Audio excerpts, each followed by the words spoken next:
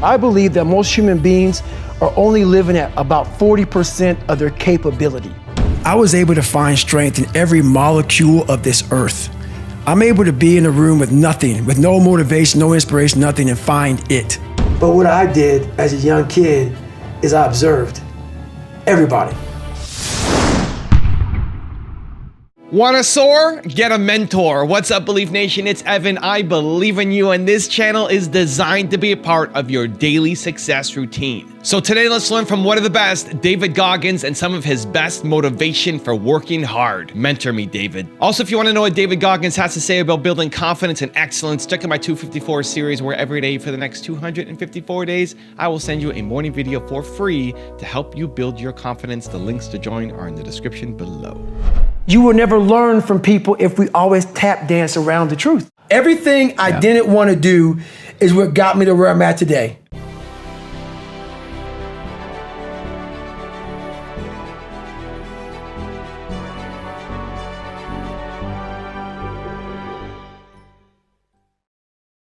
Okay, let's kick it off with rule number 1. Get in charge of your brain.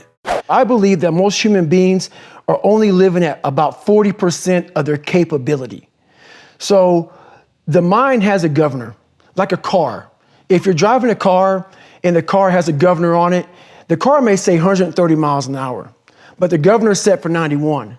Once that governor sets in, you get to 91, that car starts doing this. The car wants to go. The car wants to go, but that factory said, we're not going past 91. We have a factory, a nice governor in our brain, and it's a survival mechanism. It protects us from pain and suffering. The second we feel that our mind says, oh no, this isn't fun. We should back off. We should sit down, find something more comfortable. And there's something about the mind. The mind has the tactical advantage over you at all times. At all times of your life, the mind has a tactical advantage over you. Why is that? It knows what you're afraid of. It knows your insecurities. It knows your deep, dark lies. And it starts to push you away from that shit. It pushes you in a direction that is comfortable. The mind controls everything. So what I realized was that when I was growing up and I was 300 pounds and I got all fat and I got all insecure, I realized that my mind kept taking me in this direction. When things got uncomfortable for me, when I was facing my insecurities, I was facing my fears, my mind said, oh no, we have the tactical advantage. We need to get you, separate you from this feeling over here. Life's all about feelings. We want the happy feeling. We don't want that feeling of this sucks. Why am I here? And you don't have any, so you can't answer those questions, so you leave. I started realizing that if in that moment, you can answer those up questions and you are now in charge of your brain versus your brain ruling you, that's where all that stuff comes from. So the 40% rule is all of that. You get to 40%, your brain says, we're done. Let's roll, man. This is starting to get painful. This is uncomfortable. So you sit down. You have to figure out ways, and everybody's different. That's how the book kind of talks about, like we all have these things about, 5 steps to this and 4 steps to this. It's a lot more than that. That's all bullshit. It's a practice that you have to, it's a habit. So if you know that at 40%, I'm feeling pain. At 40%, I'm feeling pain. That's where the 40% rule kicks in. Now it starts. Okay, I'm feeling pain.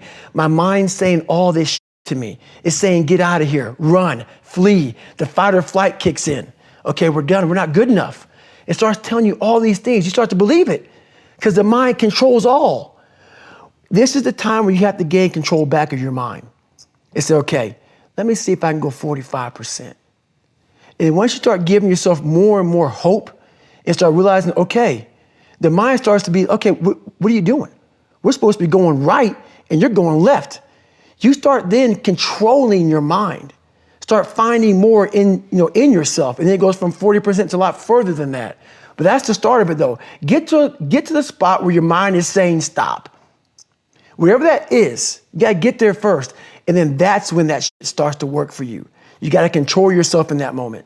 Rule number 2, find your inner strength. Well, there's something that I invented a long time ago. And when you have nothing to draw from, I was able to find strength in every molecule of this earth. I'm able to be in a room with nothing, with no motivation, no inspiration, nothing, and find it. So what I did in those situations was I invented this thing called taking souls.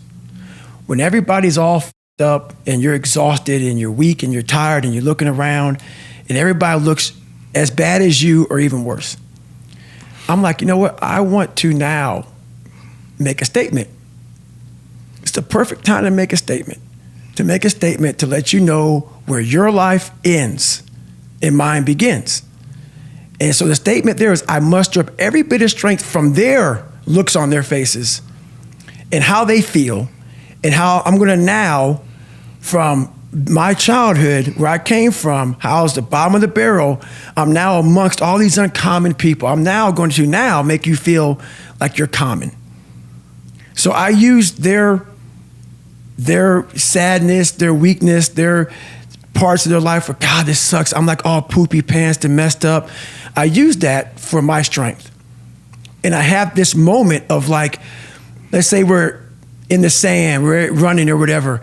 I will do a surge. I will do something when everybody's like, how the f is he doing this? And from that look on their face, that feeling of, God, man, this guy must be something special.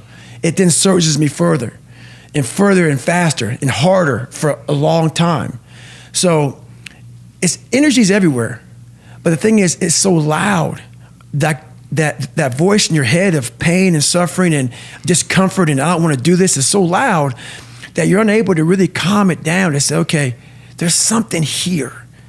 It's a patient calm that you have to bring to yourself to say, I know I have something here, but that voice is so powerful that it just wants you just to, let's leave.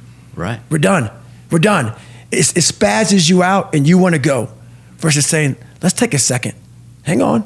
Before we spaz the f out, hang on. And in that moment, you can think clearly and find that strength out there for you. Rule number 3, ask yourself, what if? I would like to know when you're in that moment failing and you have to keep going, what do you say to yourself? What if? A lot of times I'll be in a 200-mile run or something like that, and I'm all jacked up. Body's broken, mind's broken, spirit's broken.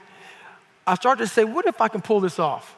When I first walked into the Navy SEAL recruiter's office, he looked at me and said, there's only been 35 African Americans in 70 years make it through. You know what I said to myself?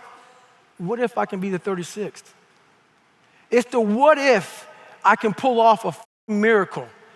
What if I can become someone that no one thinks I can be? And just me talking about that, I have the hair going up on my arms because it makes me just like, what if I can be that guy that people who call nigger and this and that, and now I'm speaking at Tom Ferry's event.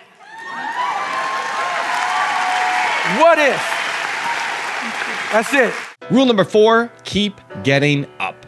Growing up, being the kid I was, I found strength in different movies. Yeah. So I come home, in one movie I found a lot of strength, and as funny as it may seem, but I visualize this scene. I do it today during the pull-up record. I did 4,030 pull-ups. Yeah.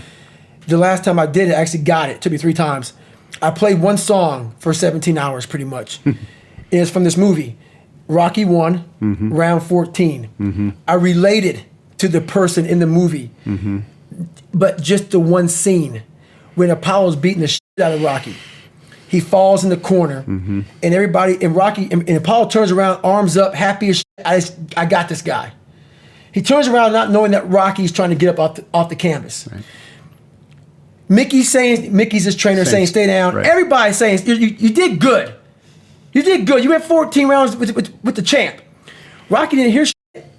He got up, and what sticks in my mind today, and I'm seeing it right now, when he got up, Apollo starts to turn around to see the aftermath of what the he just destroyed.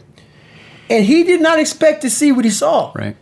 And what I see out of the whole movie, I see Apollo Creed's face. Yeah, fear crept in. Yes. Yep. And I said to myself as a young kid, I want to be that. I don't need to win. I don't need trophies. I don't need people to like me. I just want what he has. Yeah. A fictional character, whatever the hell it was, I want that. And I visualized that. And I want to become the guy who can get off the canvas and look at somebody who beat the f***ing shit out of him. Life. Yeah. I'm talking about life right now. Yeah. And life, even life itself, puts their head down towards Says, David "Oh, Goggins. yeah. This is not going to stop. Right. So that mentality became what I wanted. Nice. And that's how it started, with that visualization of the canvas. And all I got to do is just keep getting up. And rule number 5, the last one before a very special bonus clip, is don't make excuses. What was the greatest lesson your mom taught you growing up? Honestly, the greatest lesson she ever taught me is a lesson that she doesn't know how much she taught me, because she wasn't much in the teaching mode. My dad took her soul. But what I did as a young kid is I observed everybody. I wasn't really smart in the books, Yeah. but I was real smart when it came to life. Yeah. And I was able to sit back and watch her mistakes. I was able to see how she struggled through life and how I don't want to struggle through life. And I was able to see she never picked me up. The biggest thing she did for me, and this is the honest to God truth, and she doesn't even know she did it. When I would bust my ass, when I would fail, Yeah. when I was at the bottom of the sewer, she never picked me up. She never gave me that cookie and said, hey son, you know, it's all gonna be good, okay. She didn't have time for that. And sometimes she gets upset when I talk about my past because it paints her out to be not the best mom. If I had any kind of mom in that kind of environment, I would have never made it. Because she forced me, for whatever reason, she forced me to, you better figure this out, or you're gonna be a statistic. Wow. And this is something that she didn't sit down and tell me. I realized this. This is the world that is in front of me. And what most people do is they see this world and they look at it as an excuse to get out of it. Yeah. I started looking at it as this is the ultimate training ground for the rest of my life. I have all these valuable lessons, because if you look out in the world right now today, it's not a nice place. But I'm very prepared for it. Yeah, you are. I'm prepared for it. I'm prepared for all the failure coming my way. I'm prepared for everything my way. And that's the biggest lesson that she taught me by not teaching me. By never saying it's going to be okay. Yeah. Matter of fact, she told me the exact opposite. Life sucks. Now I've got a special bonus clip from David Goggins on how to commit fully that I think you're really going to enjoy. But before that, it's time for the 3-point landing questions. Time to move from just watching another video to taking action in your life or business. And if you're feeling bold, leave your answers in the comments below. Here we go. Question number 1. What excuse are you making that you need to let go of? Number 2, what's your answer to what if? And number 3, what do you need to get up from? I often talk about taking souls. This morning, this person, I usually train alone. This person wanted to run with me. And I said, fine, we'll run 15. This morning comes, there's storms coming in this way. And the person calls and said, hey, why don't we do it tomorrow? Taking souls is when I told them, I'm gonna run 15 today, and I'll run with you again tomorrow. That's what taking souls is about. Don't worry about the elements and what's going on. You gotta get out there and get it. And that's taking souls. And obviously, he wasn't the only one that thought about taking the day off, because the storm is coming in right now, and there's not a soul out here but me.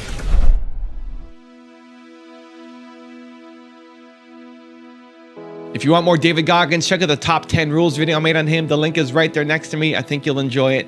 Continue to believe, and I'll see you there. I'm not the smartest kid in the world. Okay. Instead of somebody saying, oh no, you're smart. No, don't say that to yourself. I said to myself, no, I'm a dumb